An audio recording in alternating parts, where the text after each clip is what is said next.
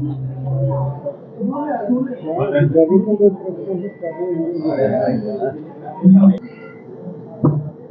Press वार्ता में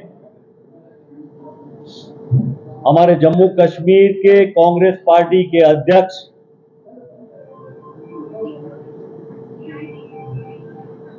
भाई वकार जी, हमारे कार्यकारी अध्यक्ष रमन भल्ला जी, ऑल इंडिया कांग्रेस कमेटी के सेक्रेटरी भाई मनोज जी और हमारे मीडिया सेल के चेयरमैन सीनियर लीडर हमारे शर्मा जी और आप सभी हमारे मीडिया के साथियों,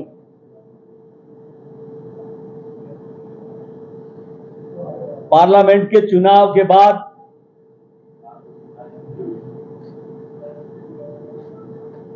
सुप्रीम कोर्ट के डायरेक्शन से जम्मू कश्मीर में असेंबली के चुनाव होने जा रहे हैं।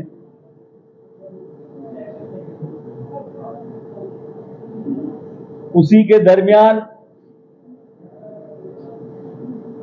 दो मुद्दों पर आपसे हम बात करने के लिए आपको हमने आमंत्रित किया है। सिक्योरिटी है, उनकी जान बचाना है, बॉर्डर सुरक्षित रखना है।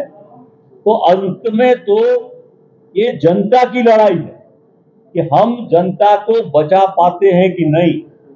और जिस तरह के अटैक का भय आज पैदा हुआ है, मुझे लगता है कि पूरी जम्मू और कश्मीर की जनता भी इसमें बड़ी चिंतित हो गई है। तो ये सवाल टेररिस्ट एक्टिविटी से अल्टीमेटली जनता की भलाई का है।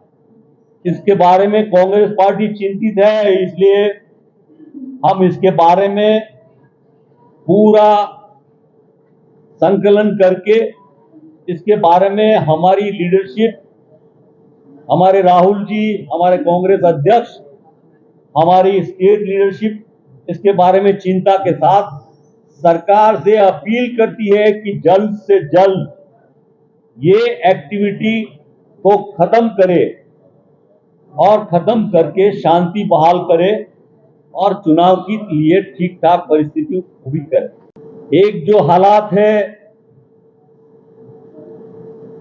कश्मीर में, जम्मू में, जो टेररिस्ट एक्टिविटी बढ़ी है, बहुत चिंता का विषय है। पूरा देश देख रहा, पर उससे सबसे ज्यादा प्रभावित हमारे जम्मू कश्मीर की जनता है, हमारे जम्मू कश्मीर के जवान और सिक्योरिटी फोर्सेस के लोगों की है। हमारे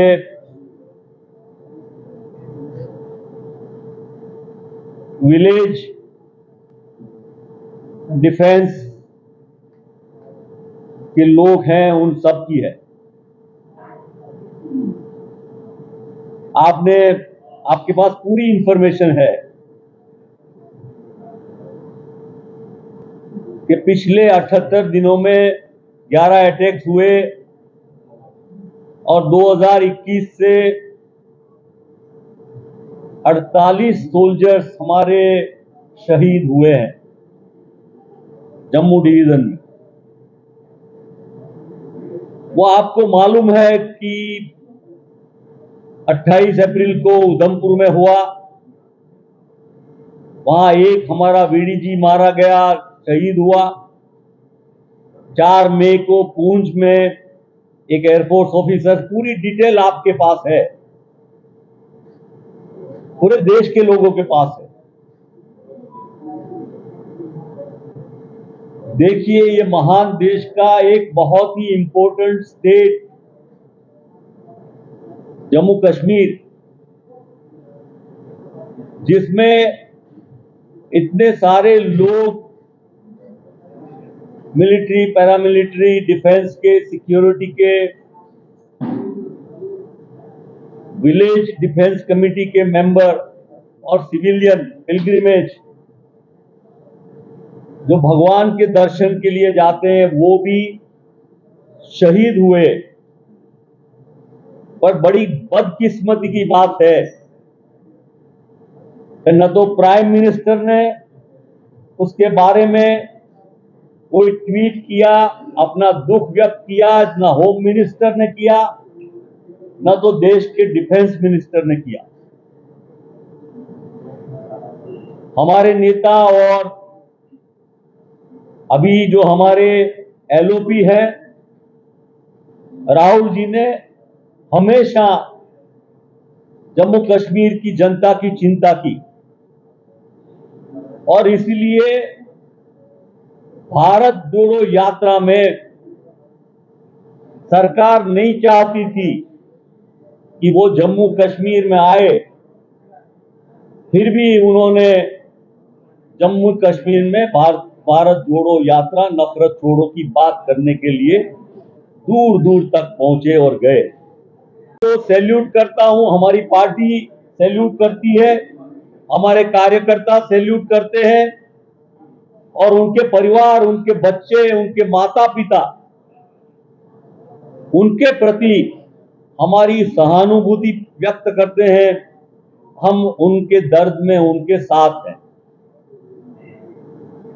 और ये जो भी एरिया में अभी हो रहा है, पुंछ, राजौरी, डोडा, रियासी, उधमपुर, कठुआ, कश्मीर में भी हुआ, कलगांव और बाकी जगह पर,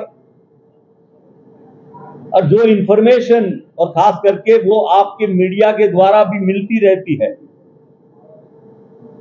कि पूरा जम्मू में कहीं ना कहीं ये चेकअप चल रहा है, लग रहा है कि आज यहां होगा, कल वहां होगा, कुछ होने वाला है, ऐसी दहशत लोगों में है। हमारी गवर्नमेंट थी, कांग्रेस लीड कर रही थी, उस गवर्नमेंट ने हमारी होम मिनिस्ट्री, हमारी डिफेंस मिनिस्ट्री और हमारे प्रधानमंत्री और हमारी नेता सोनिया जी, उन्होंने नॉर्मल सी आए, पीस रहे, जम्मू कश्मीर आगे बढ़े, विकास हो, उसके बारे में बहुत चिंता की और बहुत अच्छा काम किया। 2014 में जब भारतीय जनता पार्टी की सरकार आई, वो जीत गए, वो अपनी खुद की सरकार उन्होंने बनाई और वो दावे कर रहे थे कि हम जम्मू कश्मीर को डेवलप करेंगे, आगे ले जाएंगे और नॉर्मल सी बहाल करेंगे, सुख शांति लाएंगे। वो कर नहीं सके, ऊपर से धीरे धीरे टेररिज्म बढ़ता रहा और 2019 में उन्होंने जब यूटी बना के ये बताना चाहा कि यूटी बना के एलजी के द्वारा एनफोर्स करके under the guidance of home ministry Jammu Kashmir में वो शांति बहाल करेंगे, नॉर्मल सी बहाल करेंगे और जनता के लिए अच्छा काम करेंगे। पर हमने देखा कि 2014 के बाद बहुत सारे प्रश्न हैं, उसके बारे में हम आपसे बात करेंगे। बेरोजगारी, महंगाई से लेके यहाँ के लोगों के टैक्स स्ट्रक्चर और बाकी चीजों के बारे में भी हम आपको बताएंगे। पर आज इन दो मुद्दों पर हम खास बात करना चाहते हैं। वो एक, यहाँ की शांति टूट रही है, डर भय का वातावरण पूरे जम्मू में है और उसको ये गवर्नमेंट जो है वो रोक नहीं पा रही। ड्यूटी बनने के बाद एलजी के पास इतने वाइड पावर्स हैं, जो मन चाहे वो कर सकते हैं और वो एलिगेशन करते थे यूपीए सरकार पर कि उनकी एडमिनिस्ट्रेशन थी, यूपीए की, डॉक्टर मनमोहन सिंह जी की सरकार में सिक्योरिटी फोर्सेस, आर्मी उनके हाथ बंधे हुए थे और इसलिए टेररिज्म को रोक नहीं पा रहे थे, नॉर्मलसी नहीं ला रहे थे। अभी तो उनके पास 2014 के बाद 2019 में उनका यूटी भी हो गया, पूरी पावर उनके पास आ गई, अब जो चाहे वो कर सकते हैं। उसके बाद भी बड़े ताज्जुब की बात है कि पार्लियामेंट का चुनाव हुआ